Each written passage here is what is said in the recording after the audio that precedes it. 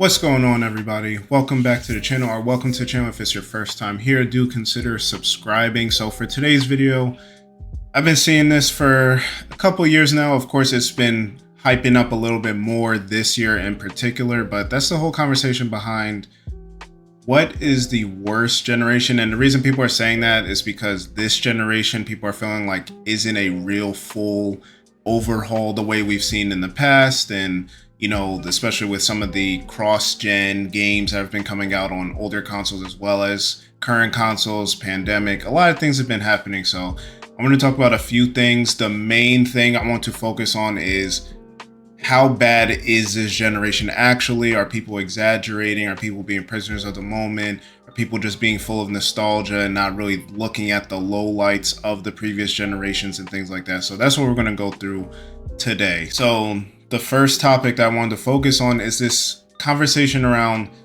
this year in particular not being as fun. Now, last year we got games like people are calling 2023 one of the greatest years of all time. You had games like Tears of the Kingdom, Alan Wake 2, Baldur's Gate 3, Jedi Survivor, Spider-Man 2, a bunch of great games. But 2024 hasn't been that bad, so I don't know why people are starting to say that right now. At the top of this year, we had games like Tekken 8 come out, which was one of the best and most popular games for this year, especially in the fighting genre. We've seen it at EVO.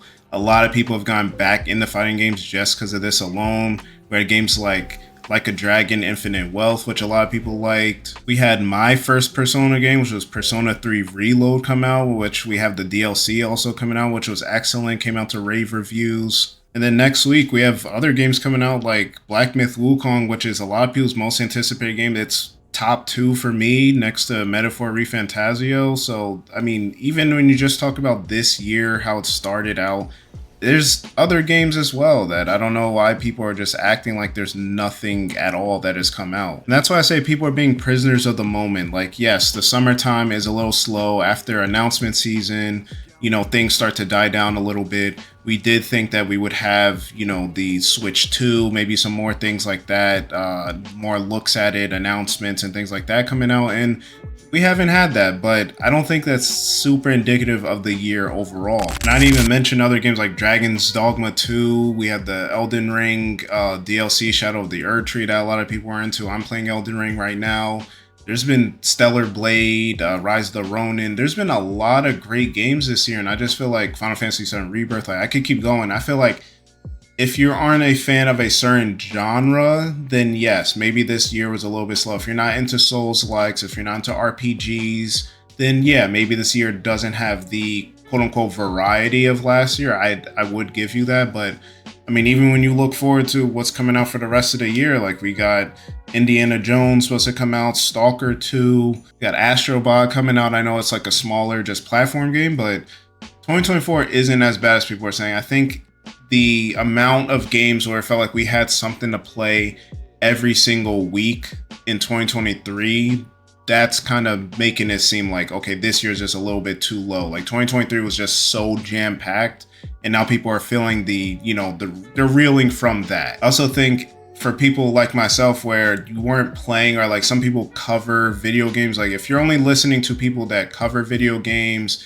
do video game YouTube, you know, publications, things like that, they're playing everything. So for people that have games in their backlog, for people that aren't playing every single game, there's still stuff to play. And then you got your free-to-play games, your Fortnites, your, you know, even your sports games, those are coming out, you know, Warzone, all these types of games that people can supplement. Okay, there's not a lot coming out right now, but when the game that I want to play comes out, I'll have time for that. Right now, I'm gonna just chill, play Warzone, play some old games I didn't play before, play some games I've been that, you know, 15 years ago, and just go back to the retro side of things. So that's kind of the first topic of the video, which is how people feel about 2024 not being that great. Now, I want to talk about the other topic, which is this the worst generation of gaming? And now, at first, you need to think of, how are we defining worse? Are you talking about not enough new IP? Are you talking about enough of the IPs that you like? Are you talking about games being spread out because of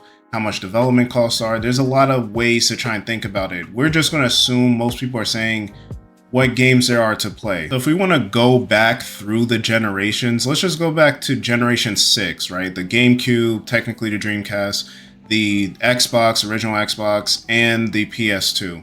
So when you talk about the PS2, yeah, I'll give you that. The generations were shorter as well back then, so it seemed like when you think back on it that there was just always games, and PS2 was a good example of this. There was a lot of games all the time. You had the entire Jak and Daxter series. You had games like Resident Evil 4 as well as Silent Hill 2. You had Kingdom Hearts and Kingdom Hearts 2, which, you know, Kingdom Hearts 2 is considered one of the best video games of all time. You had a pioneer in the action or hack and slash video games franchise and genre when it comes with Devil May Cry 1, 2, and 3 all came out on the PS2. And then on the original Xbox side, you had games like Halo that first came out, as well as Halo 2, which, you know, revolutionized Xbox Live as well. So that was a big part of the generation. And on the Nintendo side with the GameCube, you had games like Metroid Prime and Metroid Prime 2. You had the Wind Waker, which is a lot of people's favorite Zelda games. We're still waiting for that game to come out on the Switch. So there was a lot to play for sure. So, and the games were coming out very, very quickly, and the generation was a little small, right? Like, the GameCube and original Xbox came out in 2001, the PS2 came out in 2000, and then by 2005 you had the Xbox 360, by 2006 you had the PS3, and by 2006 you also had the Wii. So the generation was around 5.5 to 6 years long, which we've seen the last generation and the generation before that stretch around 7 or 8 years long. So then moving on to the 7th generation, which was a lot of people's quote-unquote favorite, but also kind of unobjectively the best generation. We had the Wii, the Xbox 360, and the PS3, and now the Wii, looking back on it, had a lot of great games, but the highs were very high, but the lows were also very low, and the games were pretty spread out, right? Like, it launched with Twilight Princess, which is a lot of people's favorite Zelda game. You had Super Mario Galaxy and Super Mario Galaxy 2 that came out. Well, Super Mario Galaxy came out the year after the Wii launch, and then Super Mario Galaxy 2 came out 4 years after launch, but 3 years after the first Mario Galaxy. Then you had Super Smash Bros. Brawl the year after that, but then things slowed down drastically for the Nintendo Wii. This is kind of where the Wii's casual audience became more of what the Wii was than the actual games, right? Like I said, we can name a bunch of great games. Donkey Kong Country Returns, Brawl, some ports of like Okami and things like that, but realistically the Wii fizzled out very, very quickly. After that first 3 years or so, 3.5 years, the Wii wasn't that great, right? Like, this is when everybody was really on the Xbox 360 train, and then the PS3, of course, near the end of its life cycle, really started to kick up as well. So now starting out, the PS3 had a similar issue to what we saw with the Xbox One. It was too expensive. It came out a year after the Xbox 360 in 2006. It also launched at $600. Now, there was a cheaper model, but the other issue was some of the games. Like, you had Resistance and games like that when it launched, but as far as the big heavy hitting exclusives, you didn't get Metal Gear Solid 4 till 2008. You didn't get the Uncharted series till, what, 2009 Uncharted 2 came out? So this was like an example of what I think people start looking back on the PS3 and saying like, oh yeah, it was really great, it had really great games. But you think of the first 2 God of Wars were on PS2, the third one came out on PS3, but then you had Uncharted and Uncharted 3 as well with Uncharted 2. You had Uncharted 2 as well. So then you're looking at it and you're saying, oh, we had a lot of great games, but a lot of these games are coming 2-3 years after the launch, or even near the last, leg of the system. You had The Last of Us didn't come out till 2013, which was the same year that the PlayStation 4 released. And that's where I think this conversation really goes, right? Like, when we talk about how can you judge this generation when we're 3 years in or almost 4 years in, and it's like, yeah, for sure, there's not a whole franchise being put out on the system or multiple games. You might get one game in a franchise per year and you're looking for new IP to supplement that and things like that. But the way we remember a lot of these console generations, they came in the latter half of the generation. A lot of the best games came out 4, 5, 6 years in of the actual generation. Now I'm going to say something that's, I don't know if it's a hot take or controversial, but we talk about how the PS4 just dominated the Xbox One generation. And it's like, yeah, for sure, it did. But guess what? Even the same thing that happened with the PS3 happened with the PS4. A lot of their great games came, what, 3, 4, 5 years in, right? 2018, or we'll start with 2016 was big. You had Uncharted 4 come out. Then you had, in 2018, you had God of War, the reboot. Then you had Spider-Man come out as well. And then near the end, you had Ghost of Tsushima and Last of Us Part 2. So yeah, they were just hitting their stride, going back to back to back. You had Ratchet and Clank sprinkled in there as well. So yeah, near the end, it was great. Xbox One kind of started off slow and had the issues that I mentioned with the PS3, the price point, $500 versus $400 for a PS4. And then realistically, the Xbox One had some good exclusives. They were just spread out and a lot of people weren't playing it, especially once more of the casual gamers were playing, just Call of Duty and Madden. And once the live service games started coming in, the PS4 just became the de facto system and default for most people to just have. And then if third-party games came out, you just played it on the PlayStation. You wasn't thinking about the exclusives. But I mean, I'd challenge anybody to go back and actually look at what games are coming out on the Xbox One, right? Like in 2014, you had Titanfall, which was a great game. Now, it didn't really have a single-player campaign like Titanfall 2, but again, a great game that most people missed out on. You had Ori and the Blind Forest as well as Ori and the Will of the Wisps. Again, brand new IP and great games that a lot of people like. Now you can play them on the Switch, but again, at one point they're just an Xbox One exclusive. That led to other indie games like Cuphead. That was an Xbox One exclusive for what, a year or two, maybe 3 years before it came to Switch as well as PS4. You had Quantum Break, which was in the Remedyverse to go along with Control and Alan Wake. Again, a great Xbox exclusive with tie-in to like a mini TV show, great actors in the game, great concept, and really good exclusive. And then you have what I consider one of the worst modern tragedies in gaming that we're not probably ever getting another one of these, but you had Sunset Overdrive from Insomniac right before Sony picked them up, and so it's really unique.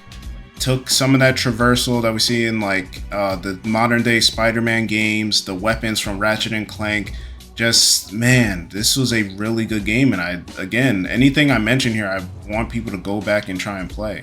So now let's talk about this generation, right? What games have we gotten? And this is why I say, I think it's being blown a little bit out of proportion. So let's talk about what we've gotten already. So notice I haven't mentioned the Switch at all because it kind of came in that midway point. But even if we talk about the Switch, you've gotten Breath of the Wild, Tears of the Kingdom, two of the best games of all time. You got Super Mario Odyssey, again, one of the best games of all time. Super Smash Bros. Ultimate, like a million JRPGs. Like the Switch has been killing this generation. But what people say when they say the generation is slow is mostly focusing on Xbox and PlayStation. But if we look at Xbox side, you had Microsoft Flight Simulator, Psychonauts 2, Halo Infinite, Starfield, Hi-Fi Rush. Like, there's been some good games. It's just maybe not at the clip that most people want. But they've had, they've been supplementing that with Game Pass, third party, either timed exclusive deals or, just you could get in Game Pass. That's been their thing.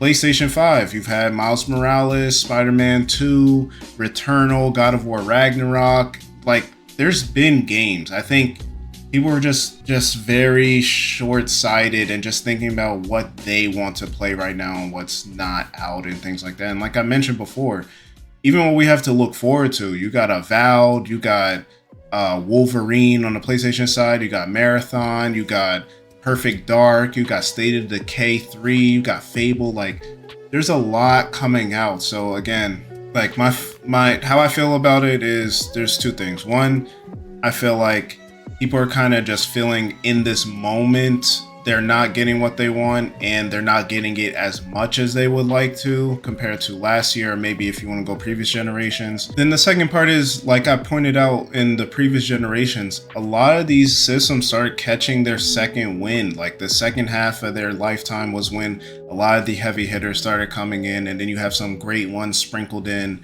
And that's just how it's been for a while, and that's just kind of what we got to accept. So I do not think it is fair to say this is the worst generation or the best. It's not even fair to say it's the best, even if it was, because anything can happen, right? Like there's, for Xbox, maybe 2 more years of this generation, 2.5 years. Nintendo about to launch their next system.